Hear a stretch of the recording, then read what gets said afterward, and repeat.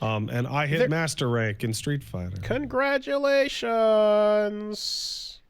And I hit master rank and then got into the new master ranking system, in which I am comfortably right where they left me, in that I keep winning and losing matches to just hang out there there at 1450 to 1550. Elo hell. yeah. And I was like, where's Woolie at in this? And I'm like, he's at 1509, right in the same exact spot. I mean, I barely touched it this season, to be perfectly honest. You literally haven't. Yeah. You can see that. You haven't actually even done a single match in this ranking season, but whatever. Getting through Diamond 5 is the crab battlist situation, where I kept running into the same 10 players as we were all stopping each other from ranking up into master. At that particular night. Yeah, it was really funny. I think I fought a Rashid, a Luke, and an Ed. Just those three guys, like maybe 60% of my total matches in Diamond 5, over and over and over.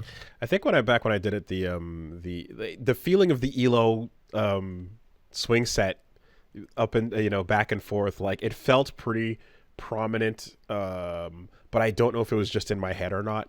But it felt like every second match you were paired with someone better, and every odd numbered match you were paired with someone worse or so. So, but again, that might have just been coincidental at the time. It might have been, but once I broke into Master, I saw two of those guys in Master also, and there you go. Yay! Woo! Good for you. There you go. There you go.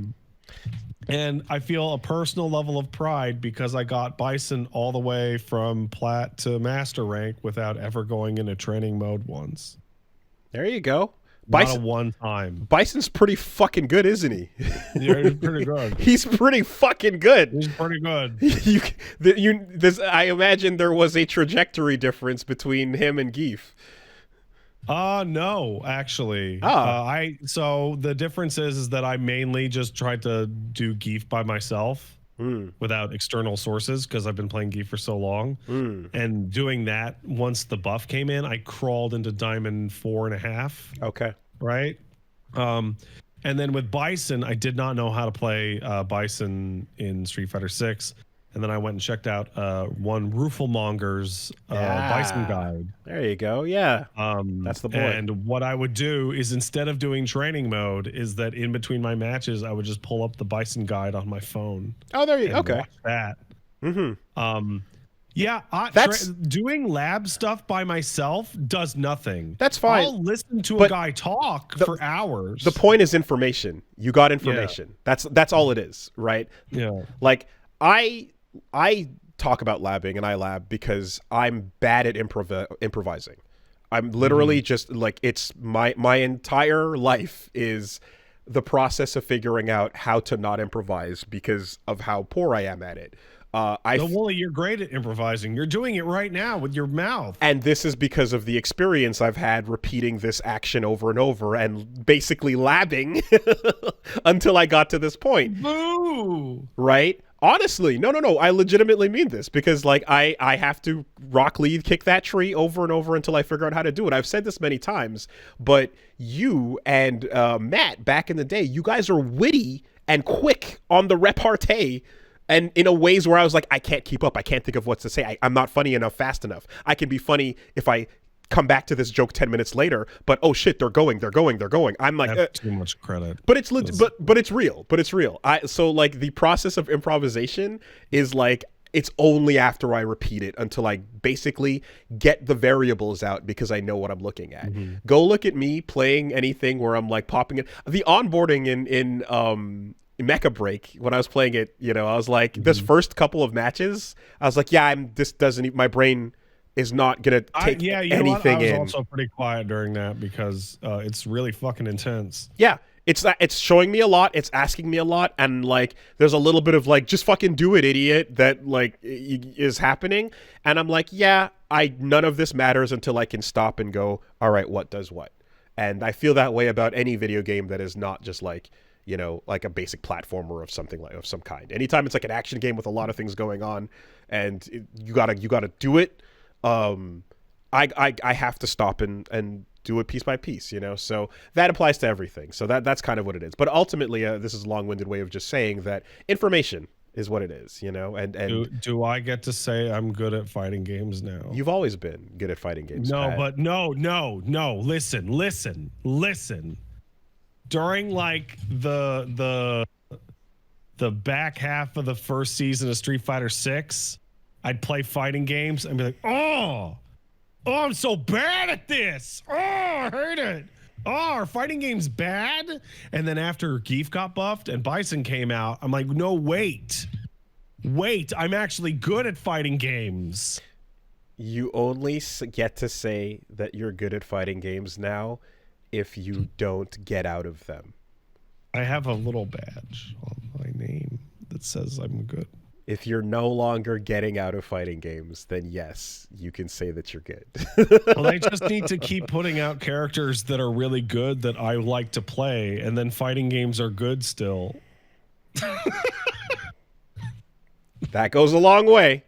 Doesn't it go a long way that the character that you want to play just happening to be really good? Now, how, like, much that carries that emotion. Now, let's not talk about the diminishing feeling that you get when you realize that what was Master in 5 is now been lowered way lower, and the concept of Legend and Grandmaster are like, oh, absolutely. You know, however, where that used to be. There is like a definitive thing of like, well, how many people live in these ranks? Yes, yeah, the big mountain. The big mountain is real. And yeah, it's like, well, master rank by itself is like top 5% at the minimum. And legitimately, it's honestly more of a like, congratulations, you're no longer ruining the experience for everyone below you. Like, it's master rank is so interesting is that it has an entire ranking set inside of itself. It does. For the full skill range. And it's like when I was dipping down into like 1450, I'm like, these guys are way worse than the diamond players I was just fighting. You'll see. That's weird. So what you'll see is really interesting because there'll be a large spectrum, but you'll see people who are absolutely terrifying, but they only have that one layer. And once you crack that one layer, there's nothing underneath it, right? There's a lot, because you know how like a lot of people, and I mean everybody has an autopilot, right? There's that little like, I'm just gonna not think about what I'm doing right now because I figured out I have a combo and I'm trying to get that going, and everything else is just kind of reactive here and there. There's a lot of Kens that do that mix up with their kicks, and that's all they got, but it's a really good mix up. Exactly, some people are able to take that one trick pony all the way to the finals, you know? And, well, I mean, metaphorically speaking. And you will notice that, like, yeah, as soon as someone is good enough to see past that, they have nothing else, and then they start dropping, right? I think Reggie called it the MR drop, the when you waterfall off, you know? But yeah, for the most part, you get a mixture of all those. And then there's people who are, you know, to use the Sage-Am analogy, like, not particularly outstanding in any one place, but just have a fundamental basics coverage that's really good. So they're like, all right, you're not going to get me twice on any one given thing. Like I'm not amazing, but I have the ability to adapt and figure that stuff out. And those people it's going to take a while, but they're destined to go much further because they're building up a solid base. You know, that friend who he had who was great at one wrestling move in the first year, won his matches, crushed it, and Sage-Am lost all his matches. And then in year 2, he got better because he just built up a fundamental thing, and he was able to start winning more. And that friend who had the one trick lost every single match in year 2. You know, so I'm kind of trapped now, though. So because I went and got a character to master, I can't place any lower than diamond. Oh, that's what it does. Okay.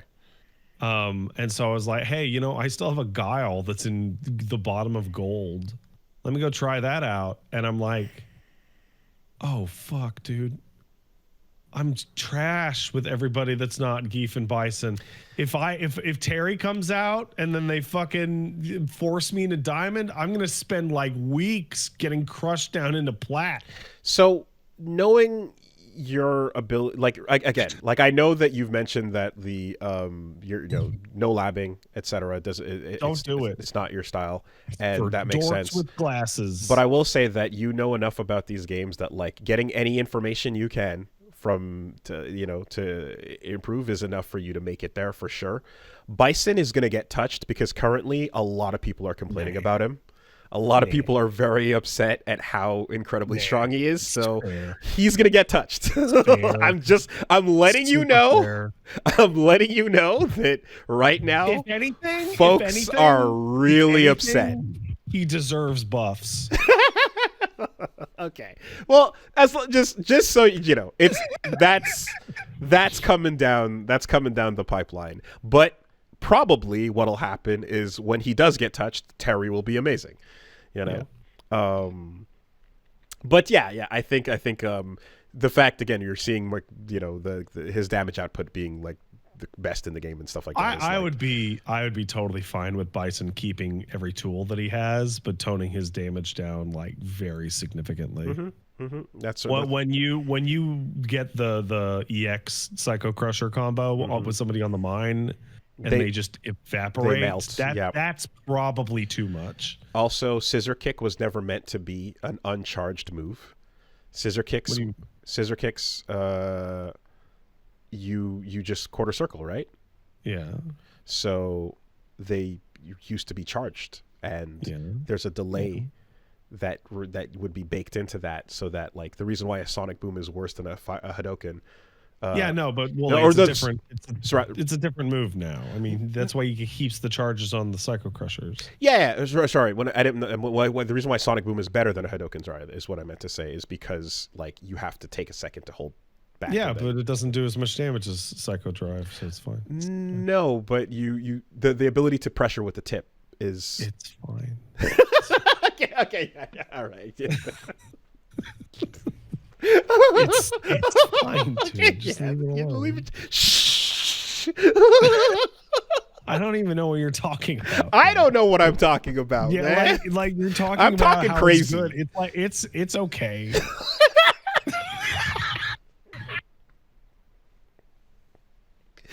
You land that fucking EX stomp on someone on the ground and just OTG them. Remember?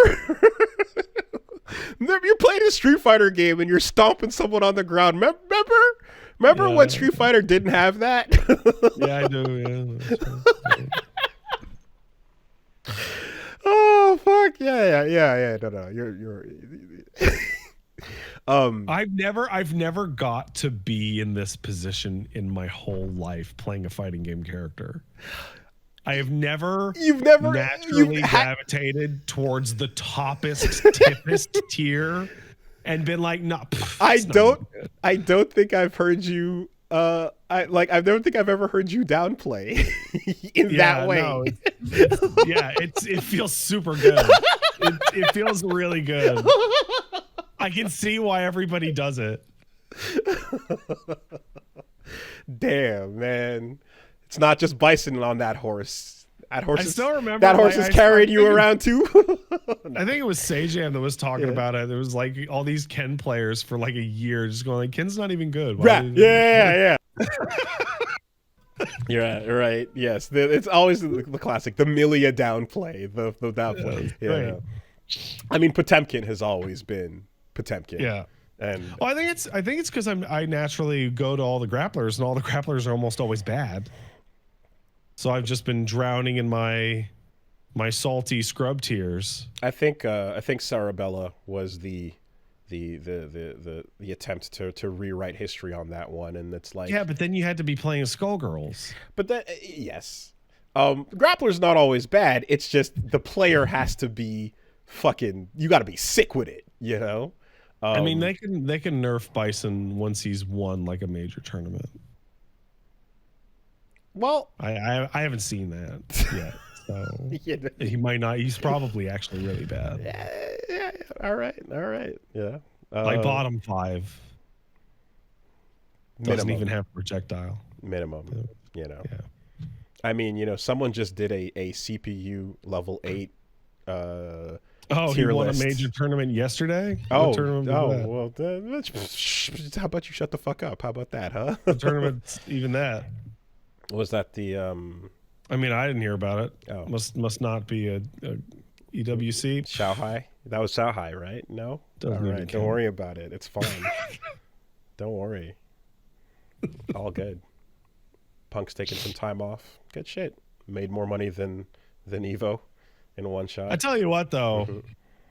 Hey, people out there, if you're like, I can't go to fighting games, let me tell you, I hit master rank with the baby over my shoulder and going through coughing fits from COVID. You can do it. But yeah, my the first thought I was having was that like yeah, for me it's I do the repetition and stuff, but also I also have fun with it.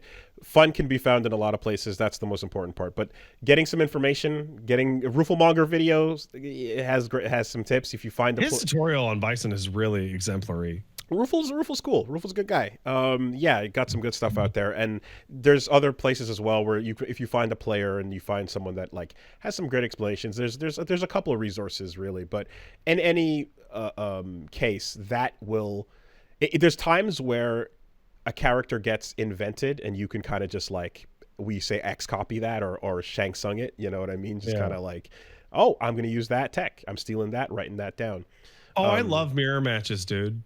I love learn mirror matches because every time I see a mirror match, they always do something to me, and I go, "That works." Oh shit! Nice.